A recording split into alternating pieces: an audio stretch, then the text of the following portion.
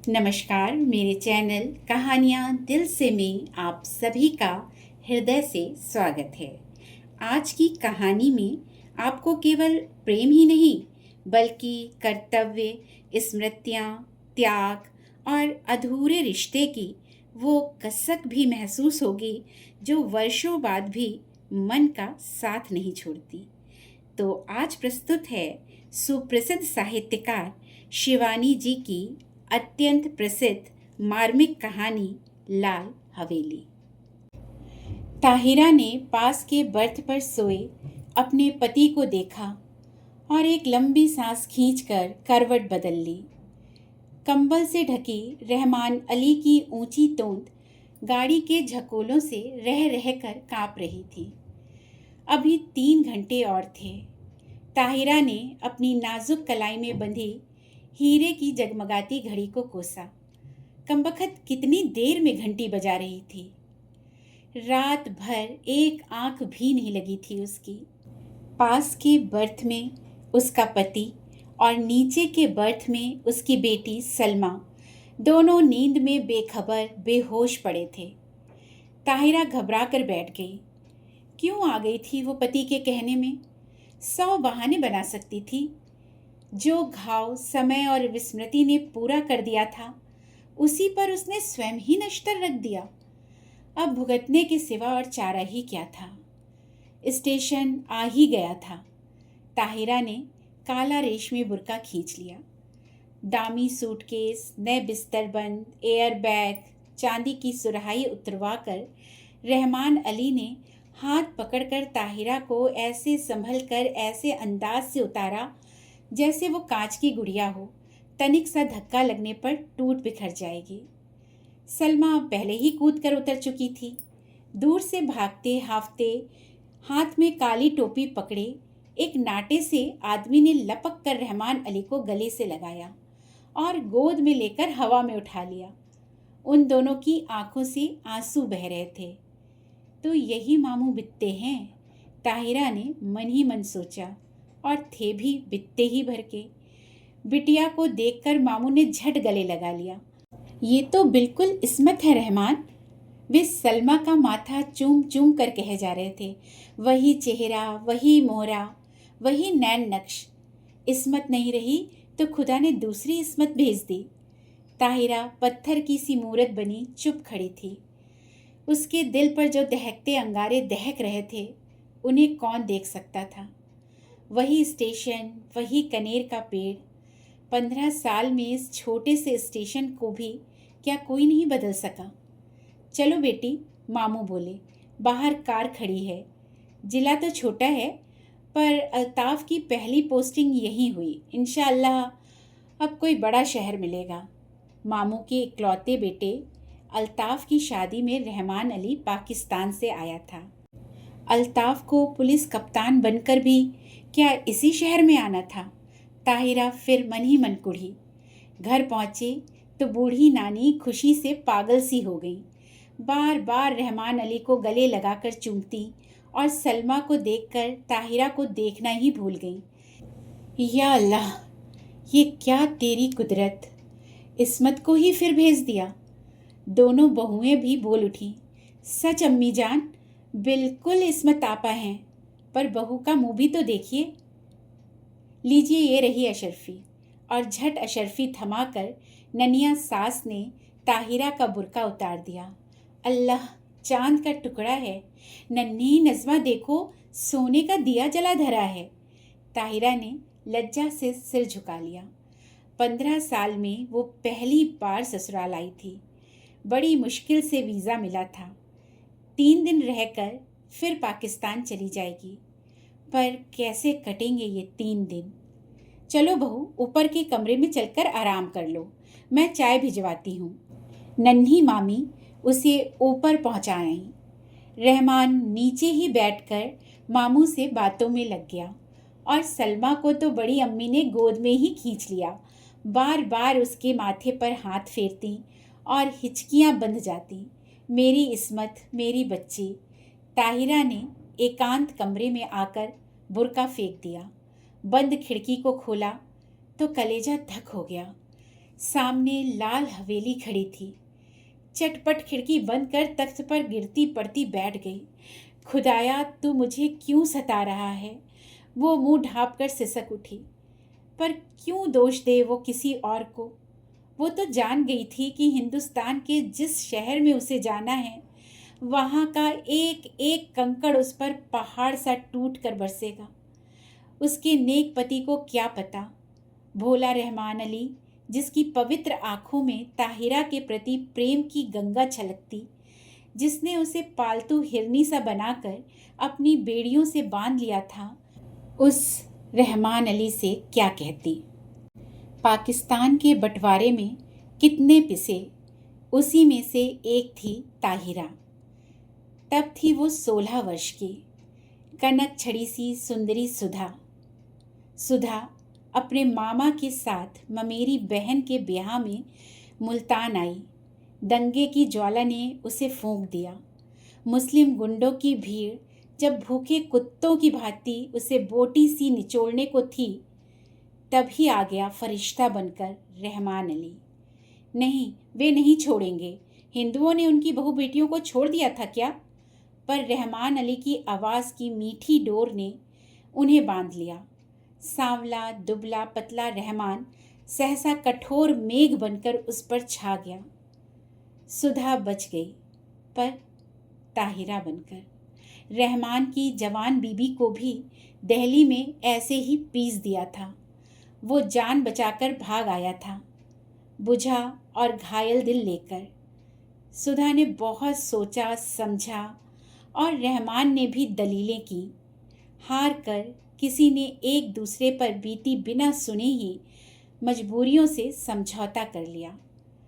ताहिरा उदास होती तो रहमान अली आसमान से तारे तोड़ लाता। वो हंसती तो वो कुर्बान हो जाता। 1 साल बाद बेटी पैदा हुई तो रहा सहा मैल भी धुल कर रह गया। अब ताहिरा उसकी बेटी की माँ थी, उसकी किस्मत का बुलंद सितारा। पहले कराची में छोटी सी बजाजी की दुकान थी, अब वो सबसे बड़े डिपार्टमेंटल स्टोर का मालिक था। 10-10 सुंदरी एंग्लो इंडियन छोकरियां उसके इशारों पर नाचती, धड़ाधड़ अमरीकी नायलॉन और डेक्रॉन बेचती। दुबला पतला रहमान हवा भरे रबर के खिलौने सा फूलने लगा। तोंद बढ़ गई, गर्दन ऐंठ कर शानदार अकड़ से ऊंची उठ गई, सीना तन गया, आवाज़ में खुद ब खुद एक अमरीकी डॉल आ गया।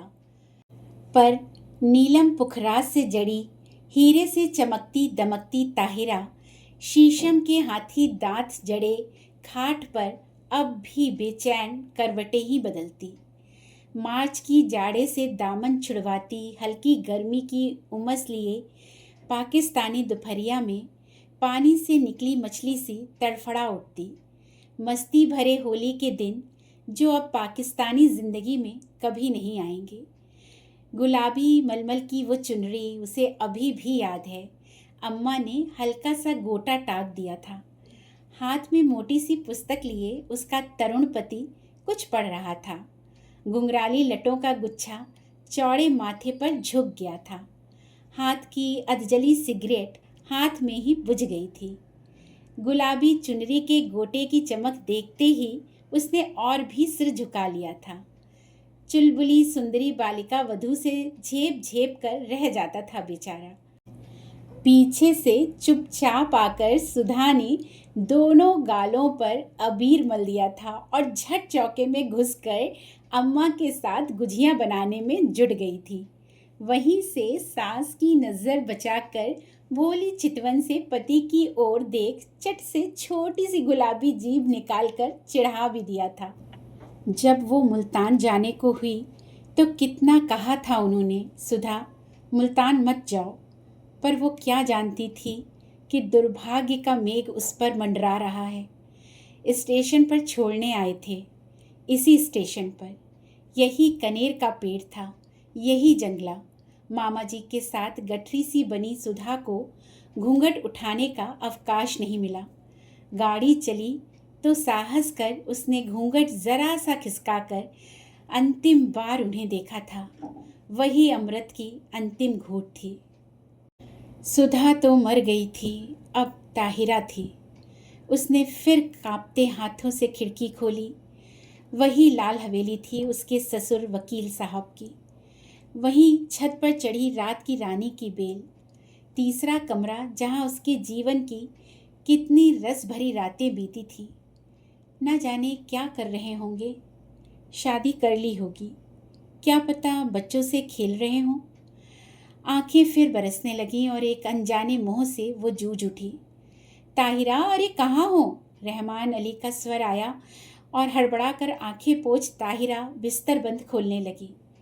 रहमान अली ने गीली आंखें देखी तो घुटना टेक कर उसके पास बैठ गया। बीवी, क्या बात हो गई? सिर तो नहीं दुख रहा? चलो चलो लेटो चलकर। कितनी बार समझाया है कि ये सब काम मत किया करो, पर सुनता कौन है। बैठो कुर्सी पर, मैं बिस्तर खोल देता हूँ। मखमली गद्दे पर रेशमी चादर बिछाकर रहमान अली ने ताहिरा को लिटा दिया और शरबत लेने चला गया। सलमा आकर सिर दबाने लगी। बड़ी अम्मा ने आकर कहा, नज़र लग गई है। और क्या? नन्ही नज़मा ने दहकते अंगारों पर चून और मिर्च से नज़र उतारी। किसी ने कहा, दिल का दौरा पड़ गया है, आंवले का मुरब्बा चटाकर देखो। लाड़ और दुलार की थपकियां देकर सब चले गए।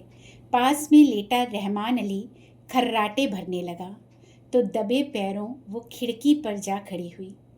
बहुत दिनों से प्यासे को जैसे ठंडे पानी की झील मिल गई थी। पानी पी पी कर भी प्यास नहीं बुझ रही थी। तीसरी मंजिल पर रोशनी जल रही थी। उस घर में रात का खाना देर से ही निपटता था। फिर खाने के बाद दूध पीने की भी तो उन्हें आदत थी। इतने साल गुजर गए, फिर भी उनकी एक एक आदत उसे दो के पहाड़े की तरह जुबानी याद थी। सुधा, सुधा कहाँ है तू? उसका हृदय उसे स्वयं धिक्कार उठा। तूने अपना गला क्यों नहीं घोट दिया? तू मर क्यों नहीं गई कुएं में कूदकर? क्या पाकिस्तान के कुएं सूख गए थे? तूने धर्म छोड़ा पर संस्कार रह गए। प्रेम की धारा मोड़ दी पर बेड़ी नहीं कटी। हर तीज, होली, दिवाली तेरे कलेजे पर भाला भोग कर निकल जाती है। हर ईद तुझे खुशी से क्यों नहीं भर देती? आज सामने तेरे ससुराल की हवेली है, जा उनके चरणों में गिरकर अपने पाप धो ले। ताहिरा ने सिसकियां रोकने को दुपट्टा मुंह में दबा लिया। रहमान अली ने करवट बदली और पलंग चरमराया। दबे पैर रखती ताहिरा फिर लेट गई। सुबह उठी तो शहनाइयाँ बज रही थीं। रेशमी रंग बिरंगी गरारा कमीज, अबरखी चमकते दुपट्टे, हिना और मोतियों की गमक से पूरा घर महक रहा था। पुलिस बैंड तैयार था। खाकी वर्दियां और लाल तुर्रम के साफे सूरज की किरणों से चमक रहे थे। बारात में घर की सब औरतें भी जाएंगी। एक बस में रेशमी चादर तानकर पर्दा खींच दिया गया था। लड़कियां बड़ी बड़ी सुरमेदार आंखों से नशा सा बिखेरती एक दूसरे पर गिरती पड़ती बस पर चढ़ रही थीं। बड़ी बूढ़ियां पानदान समेटकर बड़े इत्मीनान से बैठने जा रही थीं और पीछे पीछे ताहिरा काला बुर्का ओढ़कर ऐसी गुमसुम चली जा रही थी जैसे सुध बुध खो बैठी हो। ऐसी ही एक सांझ को वो भी दुल्हन बनकर इसी शहर आई थी। बस में सिमटी सिमटाई लाल चुनर से ढकी। आज था स्याह बुर्का जिसने उसका चेहरा ही नहीं पूरी पिछली जिंदगी अंधेरे में डुबा कर रख दी थी। अरे, किसी ने वकील साहब के यहाँ बुलवा भेजा या नहीं? बड़ी अम्मी बोली और ताहिरा के दिल पर नश्तर फिरा। दे दिया अम्मी, मामू जान बोले। उनकी तबीयत ठीक नहीं है, इसी से नहीं आए। बड़े नेक आदमी हैं। बड़ी अम्मी ने डिब्बिया खोलकर पान मुंह में भरा, फिर छाली की चुटकी निकाली और बोली, शहर के सबसे नामी वकील के बेटे हैं, पर आस ना औलाद। सुना एक बीवी दंगे में मर गई तो फिर घर ही नहीं बसाया। बड़ी धूमधाम से ब्याह हुआ, चांद सी दुल्हन आई, शाम को पिक्चर का प्रोग्राम बना, नया जोड़ा, बड़ी अम्मी, लड़कियां, यहाँ तक कि घर की नौकरानियां भी बन ठन कर तैयार हो गईं। पर ताहिरा नहीं गई। उसका सिर दुख रहा था। बेसिर पैर के मोहब्बत के गाने सुनने की ताकत उसमें नहीं थी। अकेले अंधेरे कमरे में वो चुपचाप पड़ी रहना चाहती थी। हिंदुस्तान, प्यारे हिंदुस्तान की आखिरी सांझ। जब सब चले गए तो तेज बत्ती जलाकर वो आदमकद आईने के सामने खड़ी हो गई। समय और भाग्य का अत्याचार भी उसका अलौकिक सौंदर्य नहीं लूट सका। वो बड़ी बड़ी आँखें, गोरा रंग और संगमरमर सी सफ़ेद देह, कौन कहेगा वो एक जवान बेटी की माँ है। कहीं पर भी उसके पुष्ट यौवन ने समय से मुंह की नहीं खाई थी। कल वो सुबह 4 बजे चली जाएगी। जिस देवता ने उसके लिए सर्वस्व त्याग कर वैरागी का वेश धर लिया है, क्या एक बार भी उसके दर्शन नहीं मिलेंगे? किसी शैतान नटखट बालिका की भांति उसकी आंखें चमकने लगीं। झटपट बुर्का ओढ़ वो बाहर निकल आई। पैरों में बिजली की गति आ गई। पर हवेली के पास आकर वो पसीना पसीना हो गई। पिछवाड़े की सीढ़ियाँ उसे याद थी, जो ठीक उनके कमरे की छोटी खिड़की के पास आकर ही रुकती थी। एक एक पैर 10-10 मन का हो गया। कलेजा फट फट कर मुंह को आ गया। पर अब वो ताहिरा नहीं थी। वो 16 वर्ष की पूर्व चंचल बालिका नववधू सुधा थी, जो सास की नज़र बचाकर तरुण पति के गालों पर अबीर मलने जा रही थी। मिलन के उन अमूल्य क्षणों में सैयद वंश के रहमान अली का अस्तित्व मिट गया था। आखिरी सीढ़ी आई, सांस रोक कर आंखें मूंद वो मनाने लगी, हे बिलेश्वर महादेव, तुम्हारे चरणों में ये हीरे की अंगूठी चढ़ाऊंगी। एक बार उन्हें दिखा दो, पर वे मुझे ना देखें। बहुत दिन बाद भक्त ने भगवान का स्मरण किया था, कैसे ना सुनते। आंसुओं से अंधी ने देवता को देख लिया। वही गंभीर मुद्रा, वही लट्ठे का एक बर्रा पैजामा और मलमल का कुर्ता। मेज पर अभागिन सुधा की तस्वीर थी, जो गौने पर बड़े भैया ने खींची थी। जी भर कर देख ले पगली और भाग जा, भाग ताहिरा भाग। उसके कानों में जैसे स्वयं भोलेनाथ गरजे। सुधा फिर डूब गई। ताहिरा जगी। सब सिनेमा से लौटने को होंगे। अंतिम बार आंखों ही आंखों में देवता की चरण धूलि लेकर वो लौटी और बिलेश्वर महादेव के निर्जन देवालय की ओर भागी। ना जाने कितनी मनौतियाँ मांगी थी इसी देहरी पर। सिर पटक पटक कर वो लौट गई। आंचल पसार कर उसने आखिरी मनौती मांगी, हे भोलेनाथ, उन्हें सुखी रखना, उनके पैरों में कांटा भी ना गड़े। हीरे की अंगूठी उतारकर चढ़ा दी और भागती हाफती घर पहुंची। रहमान अली ने आते ही उसका पीला चेहरा देखा तो नब्ज पकड़ ली। देखूं बुखार तो नहीं है? अरे अंगूठी कहाँ गई? वो अंगूठी रहमान ने उसे इसी साल शादी के दिन यादगार में पहनाई थी। ना जाने कहाँ गिर गई। थके स्वर में ताहिरा ने कहा, कोई बात नहीं। रहमान ने झुककर ठंडी बर्फ सी लंबी उंगलियों को चूमकर कहा, ये उंगलियां आबाद रहें इंशाअल्लाह। अब के तेहरान से चकोर हीरा मंगवा लेंगे। ताहिरा की खोई दृष्टि खिड़की से बाहर अंधेरे में डूबती लाल हवेली पर थी, जिसके तीसरे कमरे की रोशनी दब से बुझ गई थी। ताहिरा ने एक सर्द सांस खींची, खिड़की बंद कर दी। लाल हवेली अंधेरे में गले तक डूब चुकी थी। अभी आप सुन रहे थे सुप्रसिद्ध साहित्यकार शिवानी जी द्वारा लिखी बेहद संवेदनशील और दिल को छू लेने वाली कहानी लाल हवेली। आपको ये कहानी कैसी लगी? अपने विचार हमें कमेंट के माध्यम से ज़रूर बताइए और ऐसी ही भावनाओं से भरी सुंदर कहानियाँ सुनने के लिए हमारे चैनल कहानियाँ दिल से को लाइक, शेयर और सब्सक्राइब करना बिल्कुल ना भूलें। फिर मिलेंगे एक नई कहानी और नए एहसासों के साथ।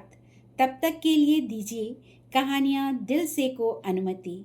जय हिंद, जय भारत।